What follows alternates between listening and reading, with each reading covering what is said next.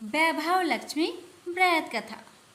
लाखों की जनसंख्या को अपने में समेटे कुशीनगर एक महानगर था।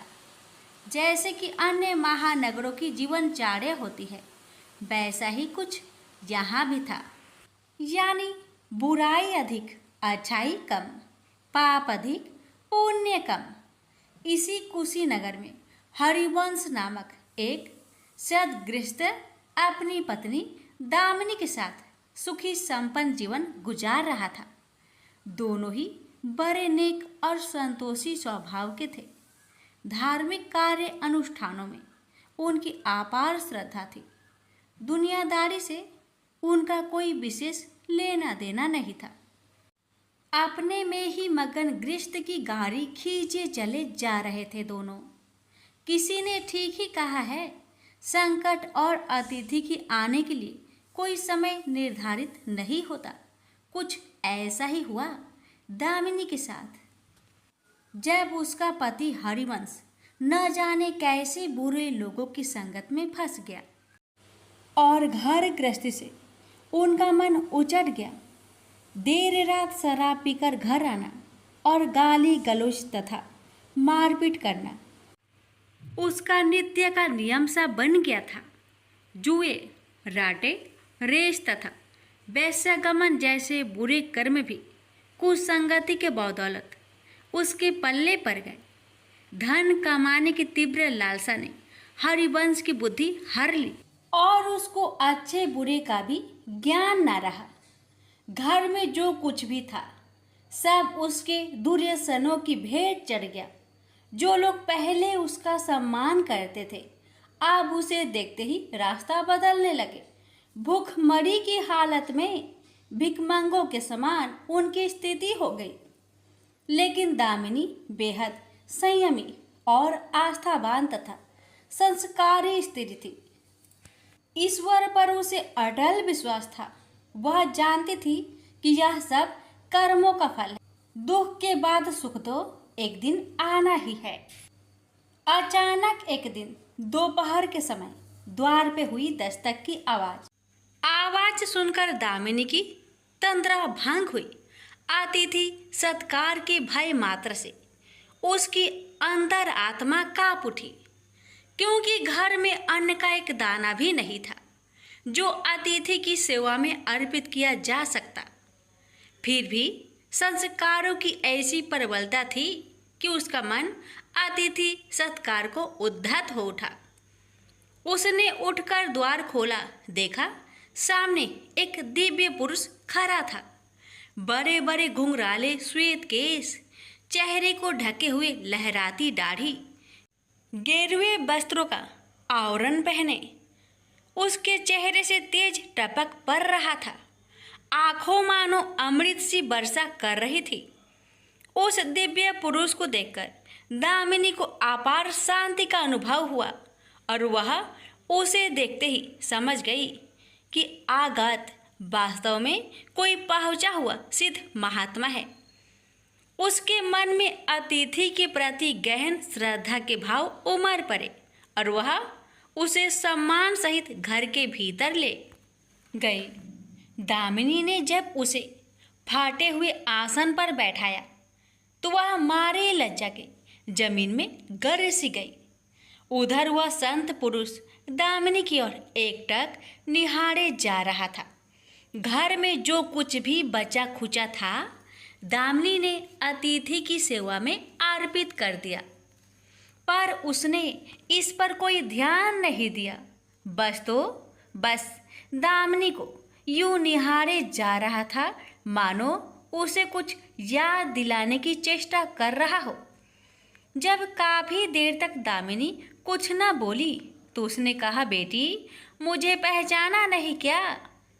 उसका यह प्रश्न सुनकर दामिनी जैसे सोते से जागी और अत्यंत संकुचाते हुए मधुर स्वर में बोली, महाराज मेरी धृष्टता को क्षमा करें। जो आप जैसे दिव्य पुरुष को मैं पहचान कर भी नहीं पहचान पा रही हूँ। पारिवारिक कष्टों ने तो जैसे मेरी सोचने समझने की शक्ति ही छीन ली है। लेकिन यह निश्चित है कि संकट की इस घड़ी में मुझे आप जैसे साधु पुरुष का ही सहारा है। तभी जैसे दामिनी को कुछ याद हो आया, वह उस साधु के चरणों में गिरकर बोल उठी, अब मैं आपको पहचान गई हूँ महाराज। स्नेहा रूपी अमृत की वर्षा करने वाले अपने शुभ चिंतक को कोई कैसे भूल सकता है भला। वास्तव में वह साधु मंदिर की राह के मध्य में बनी अपनी कुटिया के बाहर बट वृक्ष के नीचे बैठ साधना किया करता था और मंदिर आने जाने वाले सभी श्रद्धालु उसे प्रणाम करके स्वयं को कृतार्थ अनुभव करते थे। दामिनी भी उन्हीं में से एक थी। जब पिछले काफी दिनों से उसने उसे मंदिर की ओर आते जाते नहीं देखा तो उसकी कुशल क्षेम जानने के लिए पूछताछ करते हुए उसके घर की ओर आ निकला था। दामिनी अभी अपनी सोचों में ही डूबी हुई थी कि साधु महाराज ने मौन भंग किया। क्या कारण है पुत्री, तू आजकल मंदिर आती जाती दिखाई नहीं पड़ती। तुझे जो भी कष्ट है मुझे बता, शायद मैं तेरी कुछ सहायता कर सकूं। व्यक्ति दुखों के बोझ तले दबा हो तो ऐसे में सहानुभूति के दो बोल ही काफ़ी होते हैं। दामिनी भी खुद पर संयम नहीं रख पाई और बिलख कर रोने लगी। तभी वह साधु वात्सल्यपूर्ण स्वर में बोला, मन छोटा करने से समस्या हल नहीं होगी। सुख दुख तो एक गाड़ी की दो पहियों के समान है, इनका आना जाना तो जिंदगी भर लगा ही रहता है। अपना दुख किसी को बता देने से मन हल्का हो जाता है। कुछ देर चुप रहने के बाद दामिनी ने बोलना शुरू किया, महाराज, सर्व सुखों से भरपूर था मेरा घर। कण कण में खुशियों का नित्य होता था। पति भी नेक और ईमानदार थे। सदा जीवन उच्च विचार की आधारशिला पर टिकी थी। हमारी गृहस्थी रुपए पैसे की भी कोई कमी नहीं थी। सुबह शाम घर में ईश्वर वंदना होती थी। लेकिन अचानक न जाने किसकी नज़र लग गई, हमारा भाग्य हमसे रूठ गया। मेरे पति कुछ संगति में फंसकर अपना सब कुछ गवा बैठे। अब तो ऐसा लगता है जैसे साया भी साथ छोड़कर जाने को तैयार बैठा है। भिखारियों से भी बदतर स्थिति हो गई है हमारी। दामिनी की करुण व्यथा सुनकर साधु का हृदय हाहाकार कर उठा। वह द्रवित स्वर में बोल उठा, बेटी, कर्म का लिखा तो भोगना ही पड़ता है। तुम्हारे कष्टों का भी कर्मों से नाता है। लेकिन तुम चिंता ना करो, सब कुछ पहले जैसा हो जाएगा। दुख के बाद ही सुख आता है। दुख सहे बिना सुख की सच्ची अनुभूति हो ही नहीं सकती। तुम माँ लक्ष्मी के प्रति श्रद्धा जारी रखो। सबका उद्धार करने वाली प्रेम का छलकता सागर है माँ लक्ष्मी। अपने भक्तों पर सदैव उनकी कृपा दृष्टि रहती है। तुम संपूर्ण आस्था के साथ माँ वैभव लक्ष्मी का व्रत करना शुरू करो। तुम्हारी साधना अवश्य रंग लाएगी। दामिनी एक संस्कारी स्त्री थी। धर्म कर्म में उसकी अगाध आस्था थी। माँ वैभव लक्ष्मी के व्रत की बात सुनकर उसका चेहरा दमक उठा। बोली, महाराज, यदि इस व्रत को करने से मेरे परिवार पर आई विपदा टल सकती है तो मैं इसे जरूर करूँगी। आप मुझे बताएं कि इस व्रत को कब और कैसे किया जाता है। साधु महाराज दामिनी की भक्ति भावना देखकर प्रसन्न होकर बोले, बेटी, सारे जगत का कल्याण करने वाली माँ वैभव लक्ष्मी के व्रत की विधि में जन कल्याण तुम्हें बता रहा हूँ। प्रत्येक शुक्रवार को यह व्रत किया जाता है। सर्वप्रथम जितने शुक्रवार को यह व्रत करना हो उसका संकल्प लेकर माँ वैभव लक्ष्मी को मन ही मन प्रणाम करें स्नान आदि से निवृत्त होकर स्वच्छ धवल वस्त्र पहनकर पूरब दिशा की ओर मुख करके आसन पर बैठे। सामने एक चौकी पर चावल की एक ढेरी लगाकर उस पर पानी से भरा कलश स्थापित करें, जो तांबे का होना चाहिए।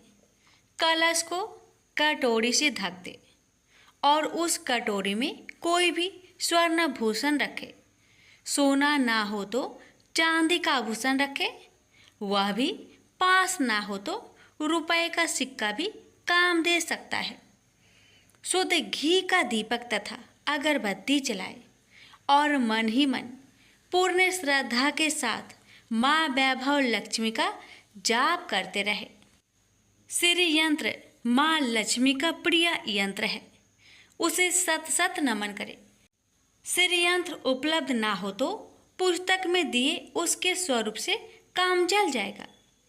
साथ ही माँ वैभव लक्ष्मी के सभी स्वरूप को नमस्कार करें। इनकी सभी छवियाँ पुस्तक में दी गई होगी। कटोरी में रखे गहने या रुपए पर हल्दी, कुमकुम तथा अक्षत अर्पित करें। कोई भी मिष्टान प्रसाद के रूप में रखे, संभव ना हो पाए तो गुड़ या शक्कर से भी काम चल सकता है। फिर श्रद्धापूर्वक माँ की आरती करके 14 बार प्रेम सहित बोले, जय माँ वैभव लक्ष्मी। माँ वैभव लक्ष्मी मेरी मनोकामना पूरी करे, ऐसा संकल्प लेकर सच्चे मन से माँ से विनती करे। प्रसाद बांटे और स्वयं भी ग्रहण करे। दिन में एक बार स्वास्तिक भोजन करे। यदि संभव हो तो उपवास रखे।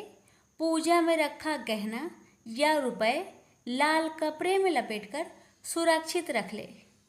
यह आगे आने वाले शुक्रवार को पूजा में काम आएगा।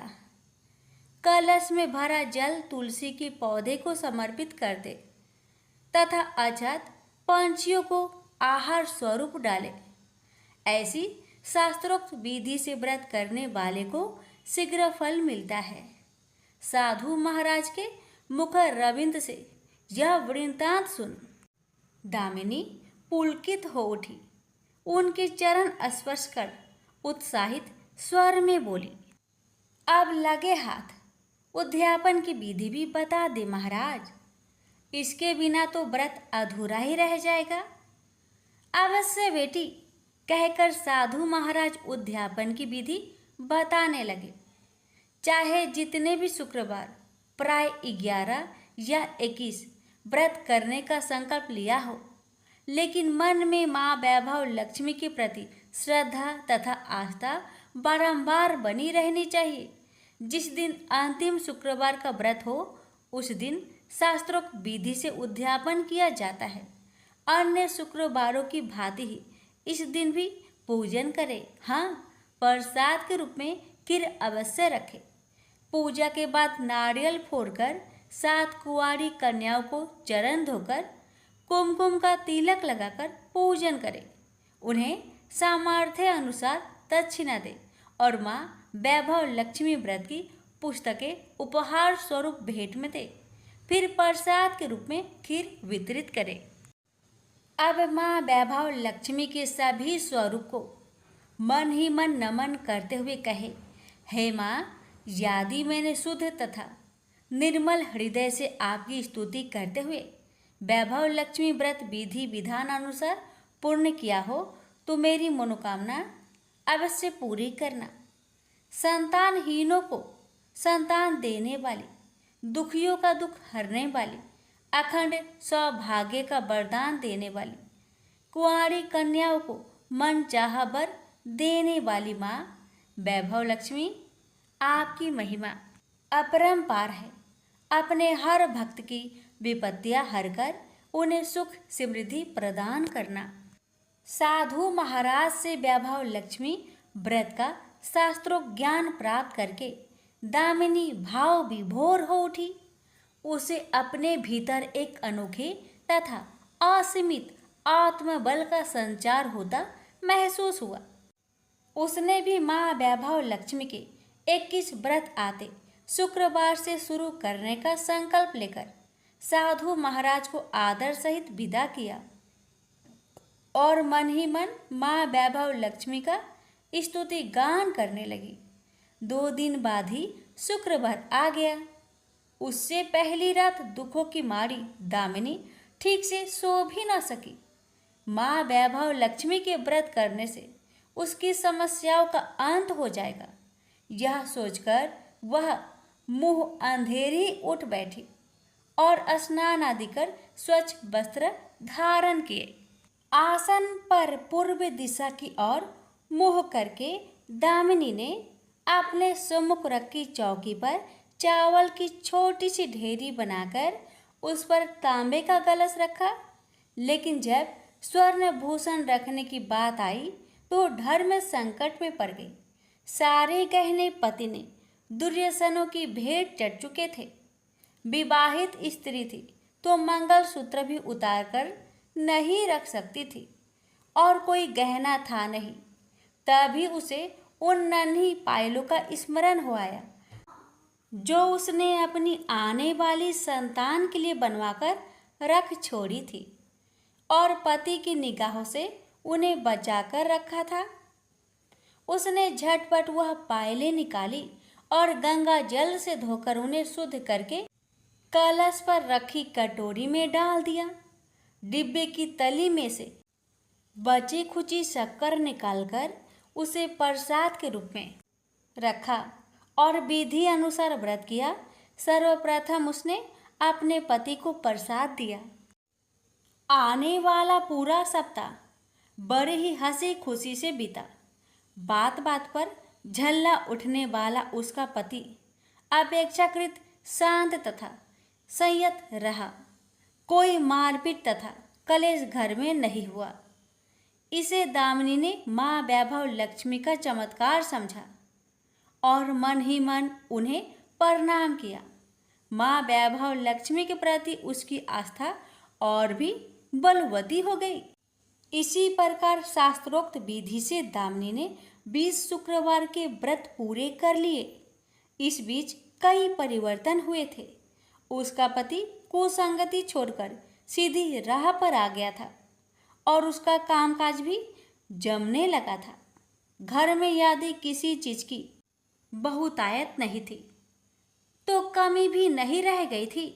यह सब माँ वैभव लक्ष्मी के चमत्कार और दामिनी की आस्था तथा विश्वास का परिणाम था। 21वें शुक्रवार को व्रत का उद्यापन करना था। साधु महाराज के वचन अब भी मानो दामिनी के कानों में गूंज रहे थे। उनकी बताई विधि के अनुसार ही दामिनी ने शास्त्रोक्त विधि से उद्यापन किया। 7 कुंवारी कन्याओं को भोजन कराकर दक्षिणा दी। आसपास की सौभाग्यवती स्त्रियों में प्रसाद तथा माँ वैभव लक्ष्मी व्रत कथा की पुस्तकें वितरित की। माँ वैभव लक्ष्मी के हर स्वरूप को प्रणाम किया और कहा, आपकी महिमा निराली है माँ। आपने मेरे सारे दुख हर लिए, मेरी सभी मनोकामनाएं पूर्ण कर दी। मेरा उजड़ा घर फिर से बस गया। मेरा यह नया जीवन आप ही की देन है माँ। मैं आजीवन आपकी पूजा अर्चना करूंगी और दूसरों को भी आपकी महिमा से अवगत कराकर वैभव लक्ष्मी के व्रत रखने के लिए प्रेरित करूंगी।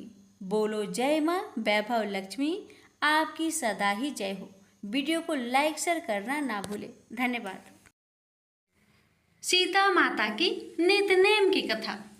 माता सीता का 12 वर्ष का नियम था कि वे एक कथा भगवान राम को सुनाती थी। लेकिन एक बार राम जी को किसी कारण बाहर जाना पड़ा। इस पर माता ने कहा, अगर आप चले गए तो मैं कहानी किसे सुनाऊंगी। भगवान ने कहा कि आप कुएं के पाल पर जाकर बैठ जाना और वहाँ जो औरतें पानी भरने आएगी उन्हें अपनी कहानी सुना देना। देवी सीता ने बिल्कुल वैसा ही किया और कुएं के पास जाकर बैठ गई। तभी एक स्त्री आई। उसने रेशम की साड़ी पहन रखी थी और सोने का घड़ा ले रखा था। सीता माता उसे देखकर कहती है कि बहन, मेरा 12 वर्ष का नित्य नियम सुन लो। लेकिन उस स्त्री ने उनका नियम सुनने को मना कर दिया और बिना सुने वहां से चली गई। थोड़ी देर बाद उसकी रेशम जरी की साड़ी फट गई।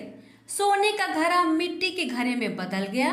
ये देख उसकी सास उस पर गुस्सा किया और कहा कि किसका दोष अपने सिर लेकर आई है। सास की बात सुनकर बहू ने सारी बात अपनी सास को सुना दी। अगले दिन ही वही साड़ी और घड़ा लेकर सास कुएं पर गई।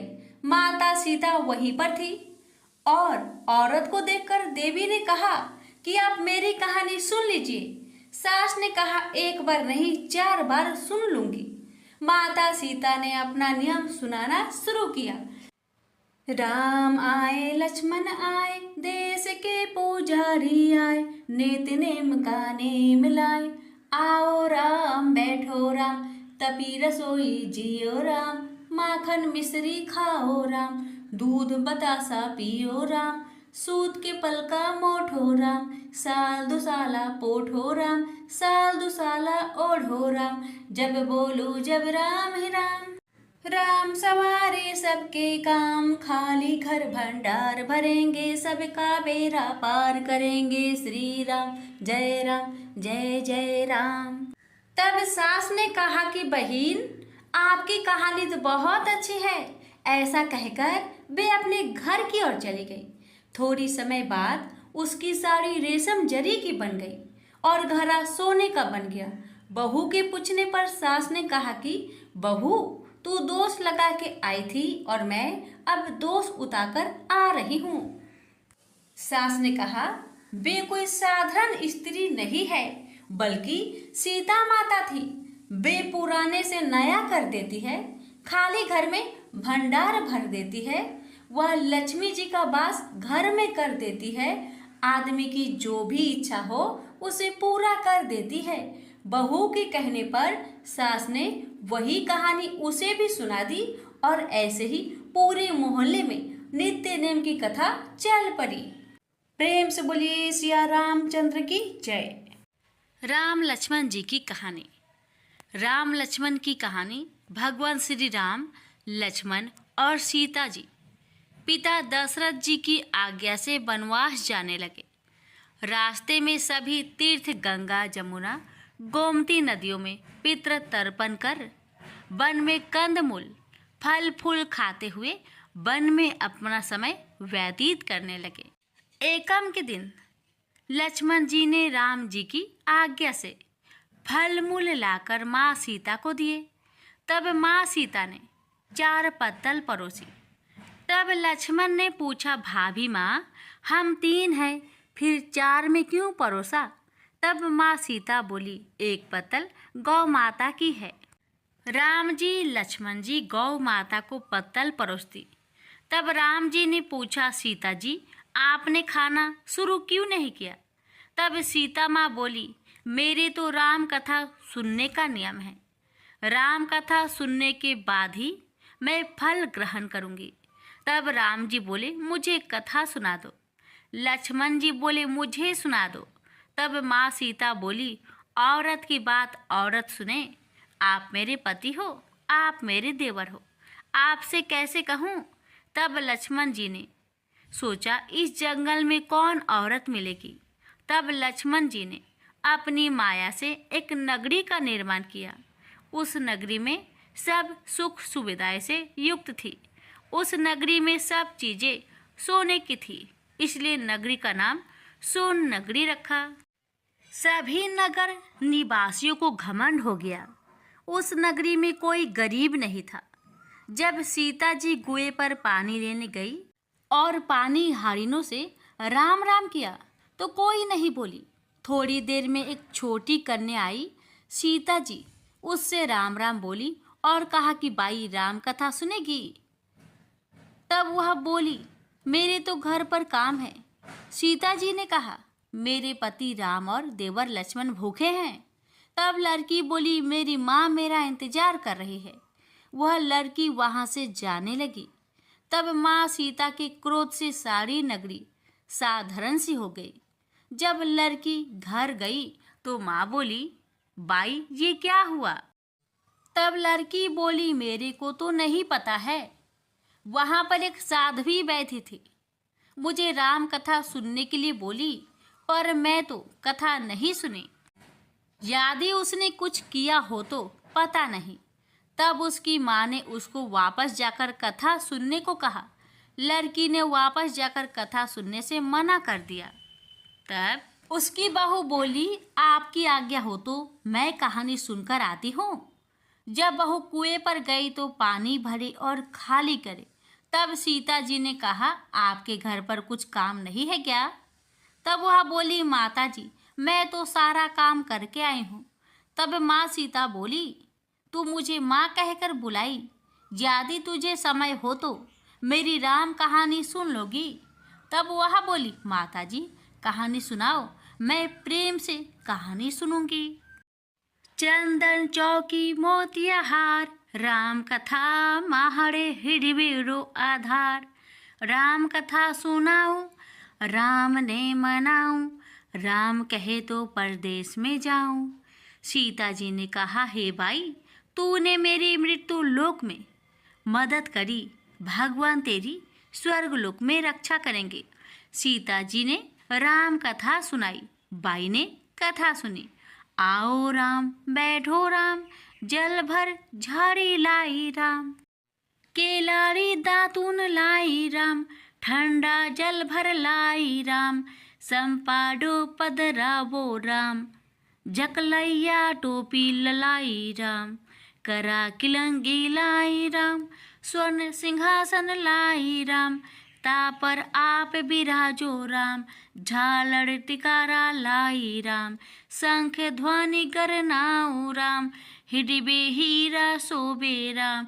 निरखता मन मोहे राम, चरण शरण में आई राम। शरण आपरी ले लयो राम, माखन मिश्री लाई राम।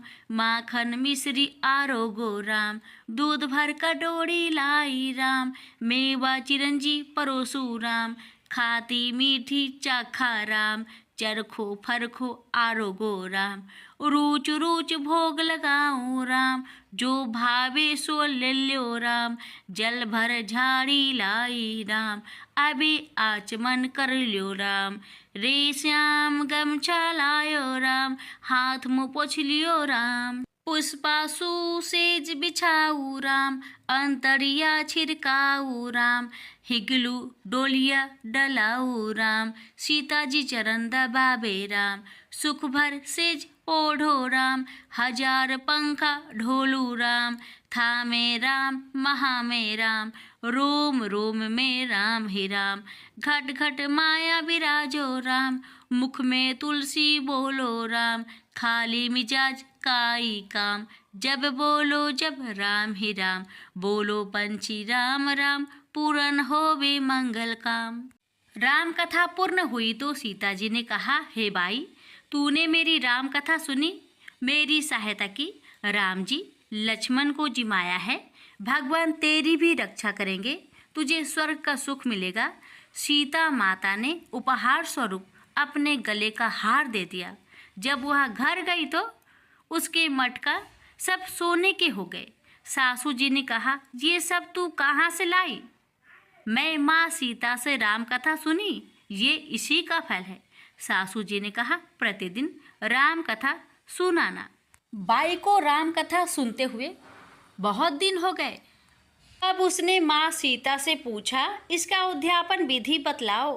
तब सीता जी ने कहा, 7 लड्डू लाना, 1 नारियल लाना, उसके 7 भाग करना।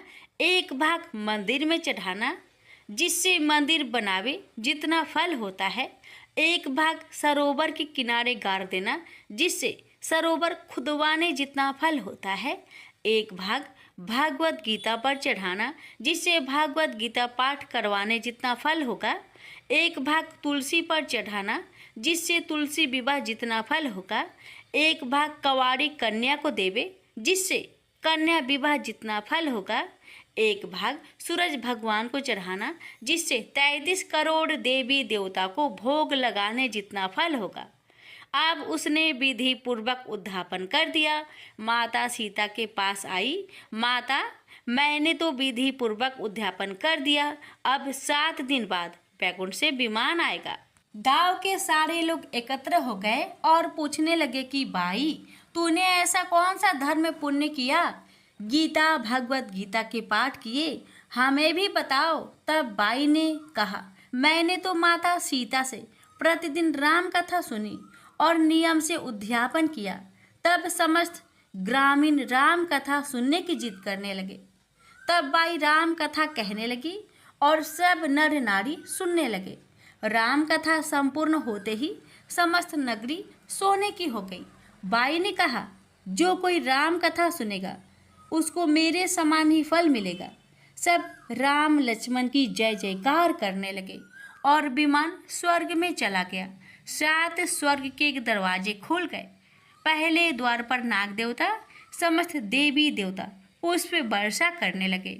देवताओं ने पूछा कि तूने क्या पुण्य किया? तब उसने कहा, मैंने राम लक्ष्मण जानकी की कहानी सुनी।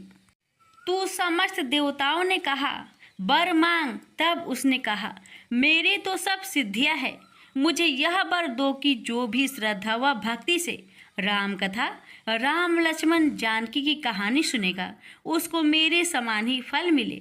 सभी देवताओं ने पुष्प वर्षा करते हुए तथास्तु कहा। चारों ओर राम राम की जय जयकार होने लगी। प्रेम से बोलिए सीताराम की जय।